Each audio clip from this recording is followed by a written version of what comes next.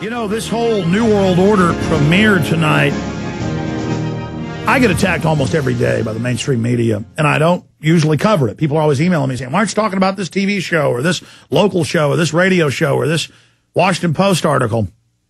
You can Google the name Alex Jones any given day and click news, and you'll see a hit piece against me.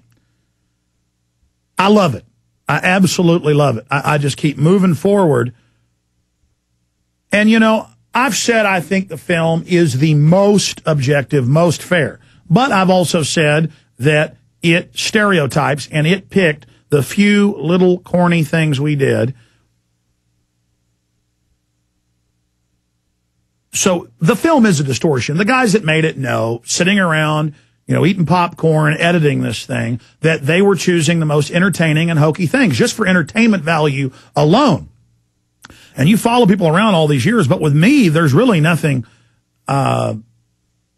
discrediting other than I'm sweating in 95% humidity in 100-degree temperatures. It was so hot in that June in Virginia, you know, right off the coastline. I mean, everybody was just pouring sweat. And the New York Times said, look at Alex Jones. He's sweaty.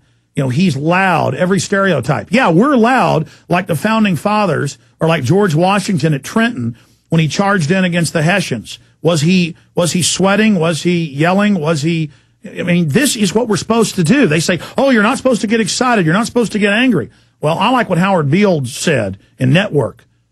You've got to get mad. You've got to say, I'm a human being. My life has value. And they do show some guy who made a weird, you know, documentary about a police state in the future. Not even a documentary, a fiction film with cheesy special effects. Not knocking the guy. It's just that's what it shows. And he thinks he's got a microchip in his head. And that's guilt by association. They went out and chose that. And they show me in a hotel room after I had the head of security in the hotel with other men behind him in suits walk up to Rob Jacobson. We need to put an article out about this, about yes, New York Times, yes, Bloomberg, yes, LA Times. Yes, there really was a Bilderberg group meeting. There really were people in cars following us. They really did pull the fire alarm on us. I mean, these articles in Bloomberg today, in the Los Angeles Times yesterday, in the New York Times last week, in Variety.com, that's right here. I mean, it's just everywhere. You know, there's LA Times for people watching at prisonplanet.tv. Should have added, we've been on live since 11:30. There's Bloomberg. There's, you know, Washington Post. I mean, they're all here. The point is that you read these articles, and I don't have time to go over these. Perhaps I should. And in each article, they say Jones believed he was in a hotel surrounded by an imaginary group going insane when a fire alarm goes off. You know, showing how important he is, showing that there's really a cabal, showing this is proof. There was Secret Service around it. This is where Obama went at the secret meeting. I meant to bring that up to Estulin. Estulin, who really does know some Bilderberg group members, I talked to him yesterday. I said, you know, you confirmed Obama was there, correct? And he said, no, absolutely. So, I mean, he's on record that Obama was there. And I've had mainstream news attack me saying I'm crazy, saying Obama was there. Pretty fair piece, though, was done in Politico. I have to say that one was a fair, actual journalistic piece.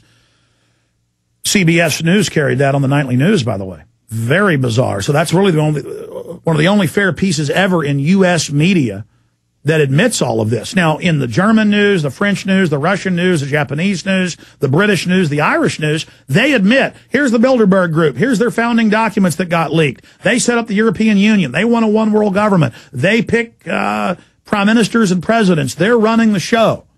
Their own documents, Etienne Davignon, the Viscount, the head of Bilderberg, he's in the EU Observer newspaper saying they run things. You know, they write books saying it. David Rockefeller 4 years ago published his memoirs saying it.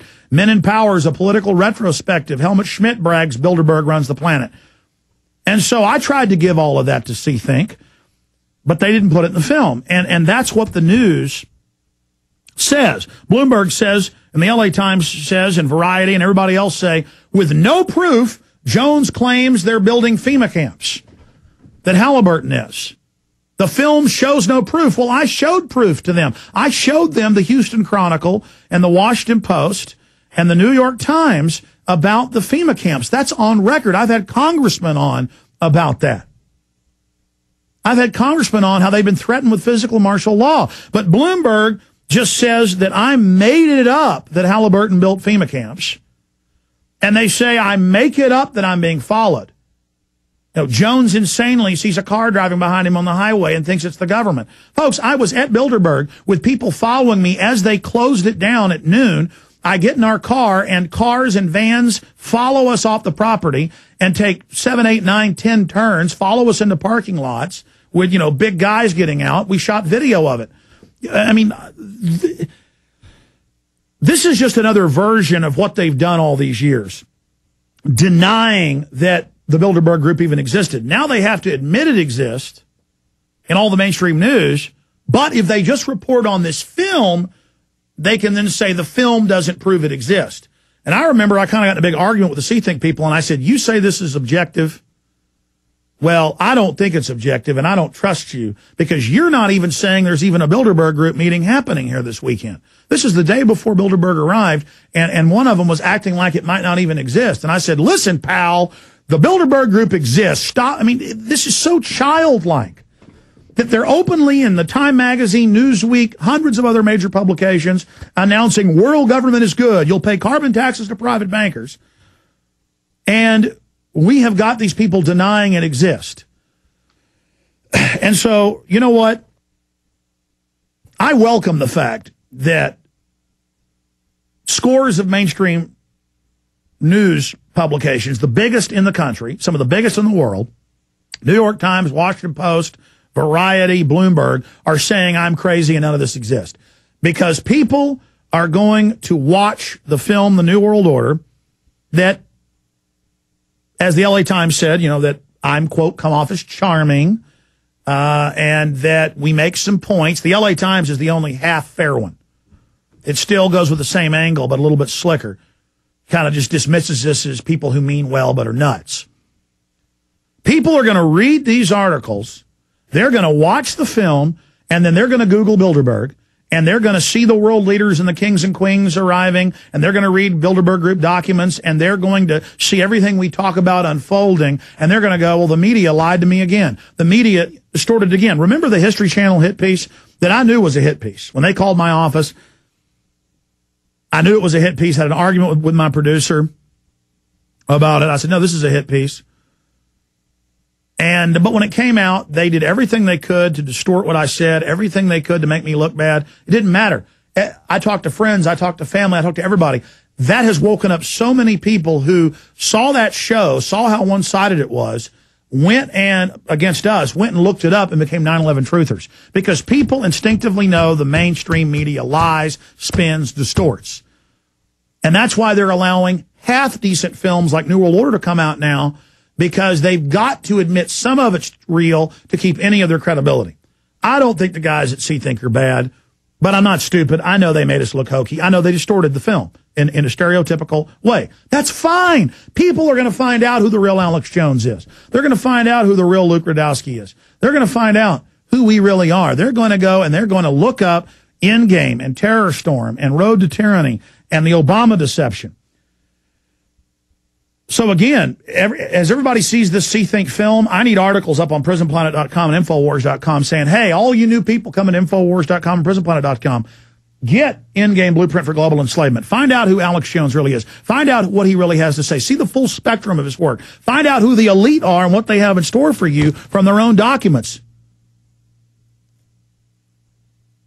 Because everything we talked about years ago, I called out Bill and Melinda Gates, Warren Buffett.